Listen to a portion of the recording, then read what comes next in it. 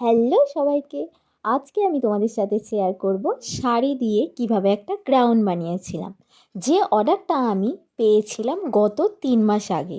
আর customer যেহেতু আমাকে কোনো ডেট বলে যায়নি যে আমার এই ডেটে লাগবে জিনিসটা, তাই আমিও ঢিলেমি করতে করতে এতটা দেরি হয়ে গেছে বুঝতেই পারিনি।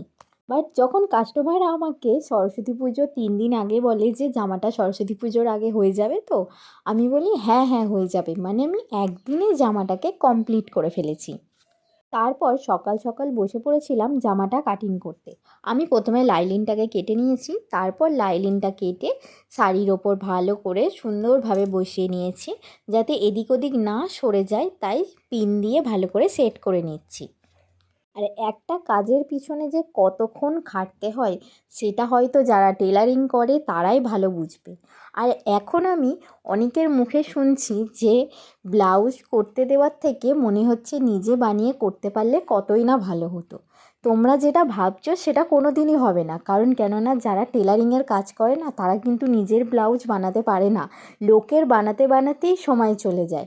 তাদের অকেশান পারপাস মনে হয় বেশিরভাগ টেলারিংদেরই, মানে টেলারকে ব্লাউজ কিনতে হয়। মানে তোমরা বুঝতে পারছো কতটা খাটুনি করেও আমরা নিজেরা নিজেদের ব্লাউজ বানাতে পারি না।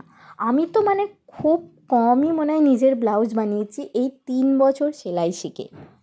গাউনের ফ্রন্ট নেকটা ছিল সুইট হার্ট নেক, আর পিছন দিকটা ছিল সিম্পল গোল। শাড়িটার পাড়টা যেহেতু অনেকটা চওড়া ছিল, তার জন্য আমি সামনের আর পিছনের পোর্শনটা ওই চওড়া পাড়টা দিয়েই করেছিলাম। আর হাতাটা হয়েছিল পাফ হাতা, হাতাতে একটা জড়ি বসিয়ে দিয়েছিলাম, তার জন্য হাতাটা আরও সুন্দরভাবে ফুটছিল। আর তো সব কাজই মোটামুটি কমপ্লিট হয়ে গেছে, এবার হচ্ছে ওপরের পাড়টার সাথে নিচের ঘেরটা জয়েন্ট করে দেওয়া, তাহলেই আমার কমপ্লিট হয়ে যাবে জামা। ফাইনালি আমি এক্সাইটেড তোমাদেরকে দেখাবো বলে। দেখো কি সুন্দর লাগছে না? আমার তো বেশ নিজেরই পার্সোনালভাবে খুব পছন্দ হয়েছে। তোমরা এবার বলো তোমাদের কেমন লাগলো দেখতে। ভালো লাগলে কিন্তু লাইক কমেন্ট শেয়ার করতে ভুলে যাবে না।